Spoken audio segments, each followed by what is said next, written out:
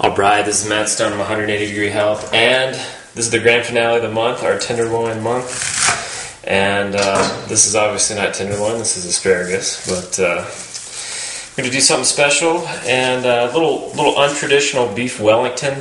Beef Wellington is usually stuffed with foie gras, which is obviously a little inaccessible for everybody else. I'm going to grill some asparagus and put some cheese in the tenderloin, stuff it with that, wrap it in puff pastry to make Wellington. But we're going to go over this kind of quick. This is the asparagus. I just put a little oil on here. It's olive oil.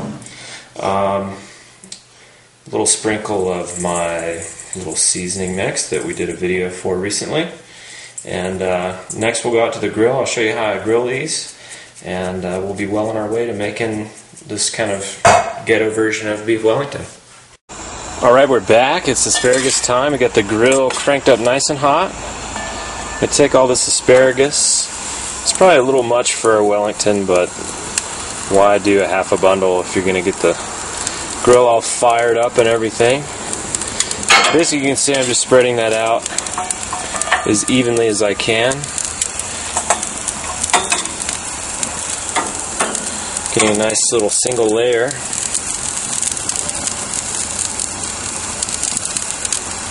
Something like that. And basically, asparagus, especially this really thin asparagus like this, it doesn't take long to cook.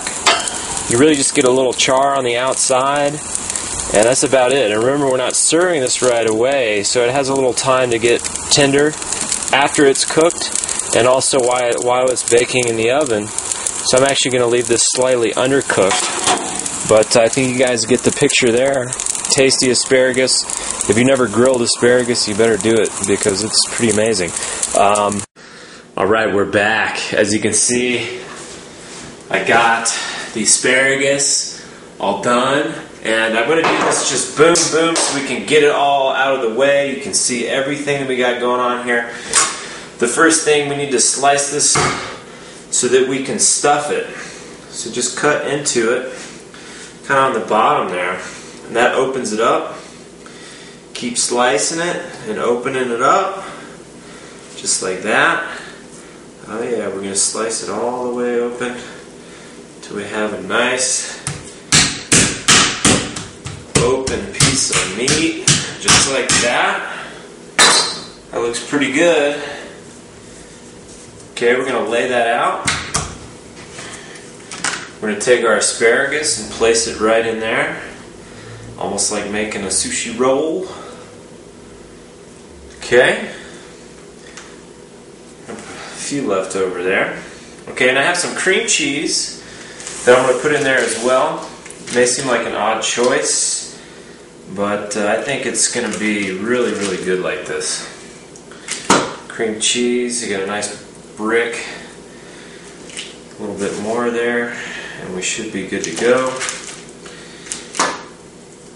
Something like that. Beautiful.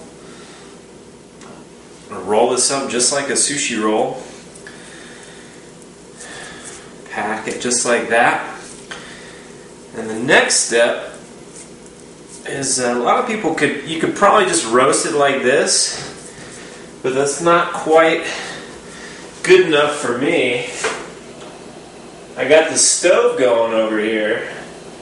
And I'll bring the camera over in just a sec after we get it seasoned up. You can see it's pretty tight there.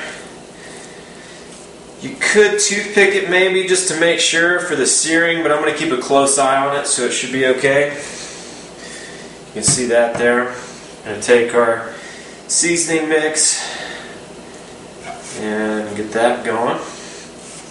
Don't want to season it too heavily, but enough to get it salty with a little spice on there. Okay. Very nice. Okay. Next, I'll grab the camera. I'll bring it over to the frying pan where we're going to sear it. After that, actually, the pan's still heating up, so why don't we go ahead and roll this out?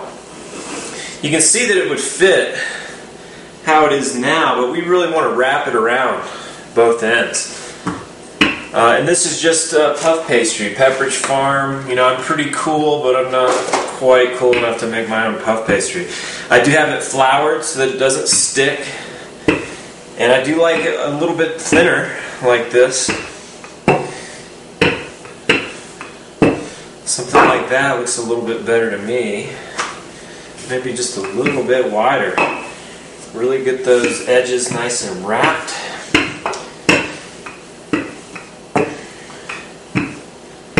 Okay, that looks pretty good to me. So when it's done searing, we're going to bring it back over, wrap it up in this guy. And it looks like it's just getting hot enough. I got a nice hot frying pan over here. And it's got some beef tallow in there. I'm going to throw it in the pan.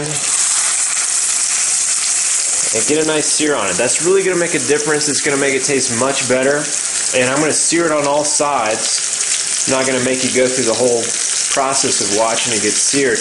But I'll get a nice sear on all sides. I'll show you the product before I throw it in the puff pastry. And alright, we're back. We got a sear on it. That is totally what I'm talking about right there. Looks excellent. Okay, so right now, I'm just going to take it, fold it over, get a nice wrap on there, get it nice and tight. Oh yeah. I'll roll that up in there. It's kind of hot, so. Okay. That looks beautiful. We're going to wrap this, put this bad boy right on the baking sheet here. Pack it in, make sure it's good there. Now you just need a little egg wash. The best way to make an egg wash is to use just the yolk. I throw just the yolk in there just like that. If you don't have a pastry brush, don't worry about it. You can just mix it with your finger. I put a little splash of water in here too to thin it out to the right consistency. There we go, that's perfect there. If you don't have a pastry brush, it's no big deal. You can just use a paper towel, you can just pour it over and use your fingers, whatever you want, but you want to brush this with a little bit of egg wash, just like I'm doing right here. Go and pour all this over. Get moving with this. And I have the oven turned to 400 degrees. I'm going to turn around and toss this in after it's all brushed. Okay, that looks pretty good to me. And if I did this more often, I could probably wrap it a little bit neater. But it looks pretty good. I'm going to sprinkle a little bit of sea salt over the top. A little extra touch there. And then that's it. I'm going to toss it in the oven right now, 400 degrees, bottom shelf. And we'll be back in a minute to show you the finishing touches. Oh, it's going to be so good. I'm actually going to use that frying pan. You might remember this one. Do you think I'm just going to clean that and chuck it? No way. I'm going to get some fries started in that. So anyways, be back with the finished product soon. Oh, it looks so good. Can you guys see that? That is the finished product after baking. I'm going to slice it, put a little bit on the plates here. And then we got those fries and some wilted spinach going with it. Should be excellent. So,